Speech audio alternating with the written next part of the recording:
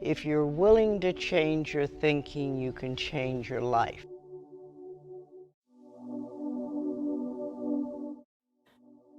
You can never create prosperity by talking or thinking about your lack of money. This is wasted thinking and cannot bring you abundance. Dwelling on lack only creates more lack. Poverty thinking brings more poverty, and gratitude thinking brings abundance. There are a few affirmations and attitudes that are guaranteed to keep prosperity beyond reach. Resenting other people for the amount of money they may have just puts up a wall between you and your own flow. Open your consciousness to new ideas about money, and it will be yours.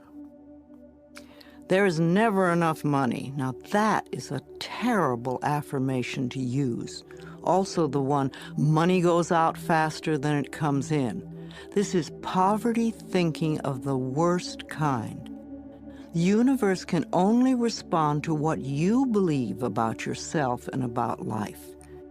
Examine whatever negative thoughts you have about money, and then decide to release them and let them go.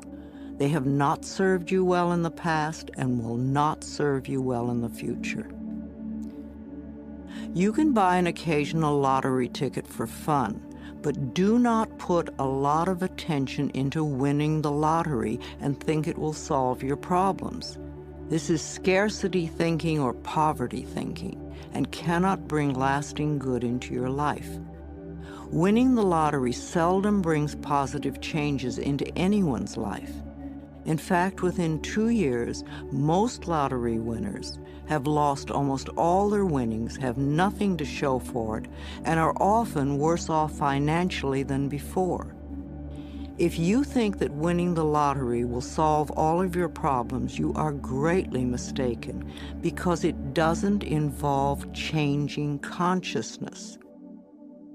In effect, you're saying to the universe, I don't deserve to have good in my life except by a fluke chance. If you would only change your consciousness, your thinking, to allow the abundance of the universe to flow through your experience, you could have all the things you think the lottery can bring you. And you'd be able to keep them, because they would be yours by right of consciousness. Affirming, declaring, deserving, and allowing are the steps to demonstrating riches far greater than you could ever win in a lottery. Another thing that can keep you from prospering is being dishonest. Whatever you give out in life comes back to you, always. And if you take from life, then life will take from you. It is that simple. You may feel that you don't steal, but are you counting the paper clips and stamps you may take from the office?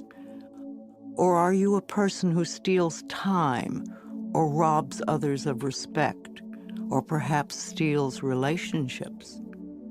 All these things count, and are a way of saying to the universe, I don't really deserve the good in life. I have to sneak around and take it. So become aware of the beliefs that may be blocking the flow of money in your life, and then change those beliefs and begin to create new, abundant thinking. Even if no one else in your family has done this, you can open your mind to the concept of money flowing into your life. If we want to prosper, then we must use prosperity thinking. I have 2 prosperity affirmations I've used for many years, and they work well for me. They'll also work for you. 1, my income is constantly increasing. And 2, I prosper wherever I turn. I had very little money when I started using them, but consistent practice has made them come true for me. You know, for a long time I've believed that business is a place where we bless and prosper each other. I've never understood the concept of cutthroat business, where you try to cheat and put one over on the other person. That doesn't sound like a joyous way to live. There is so much abundance in this world if we would but just share it.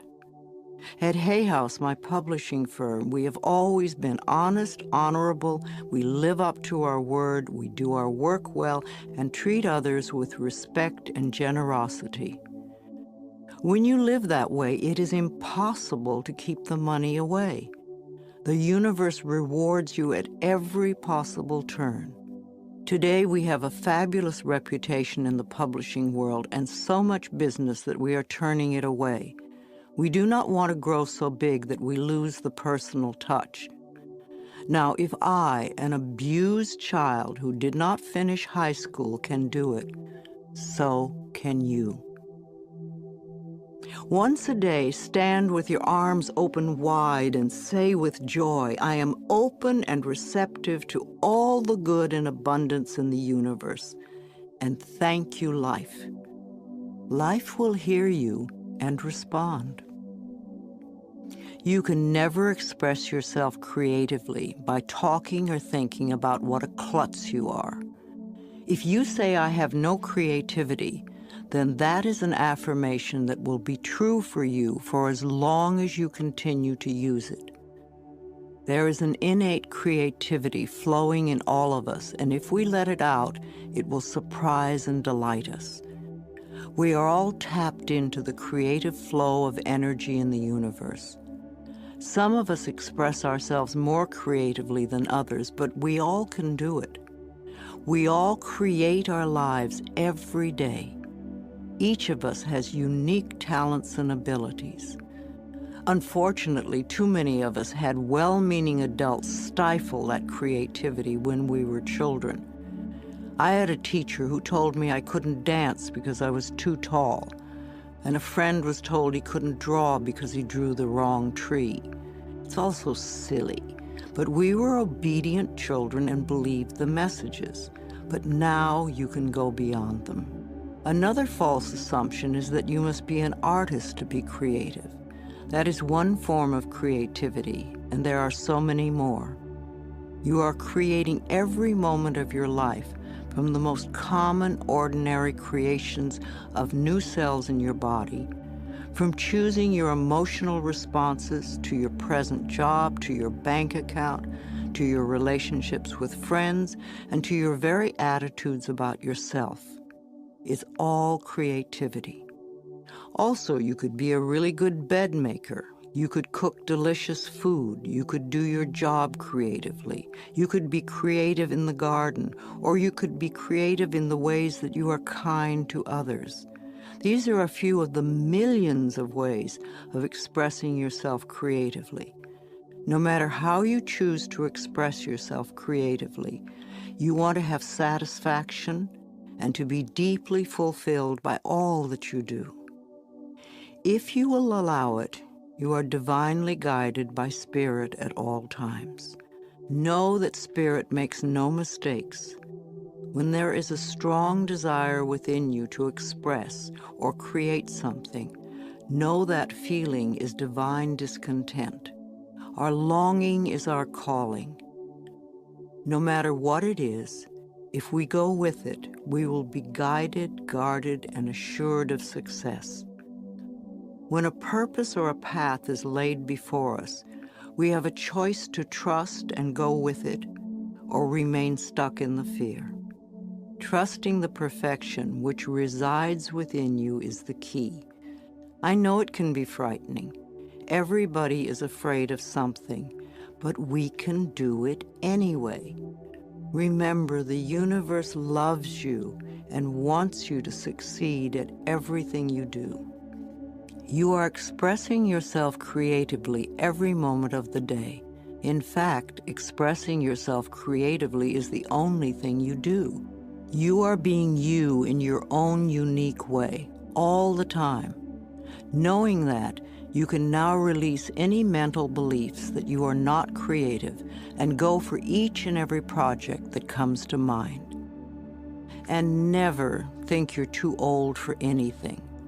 My own life did not begin to have meaning until I was in my mid-40s when I started teaching.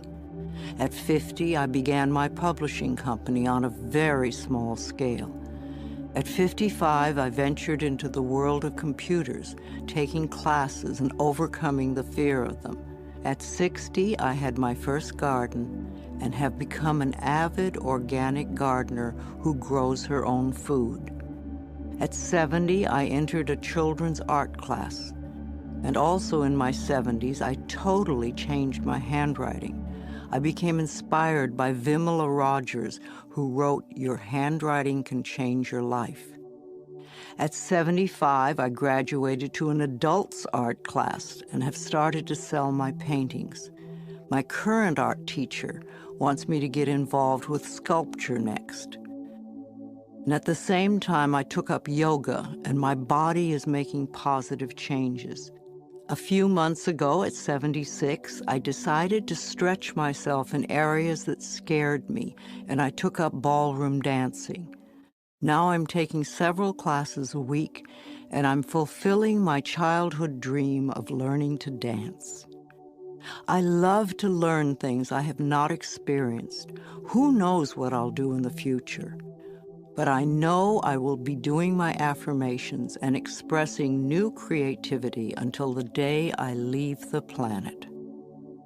So if there's a particular project you want to do, or if you just want to be more creative in general, then you can use some of these affirmations and use them joyously as you release your creativity in 1,000,001 different projects.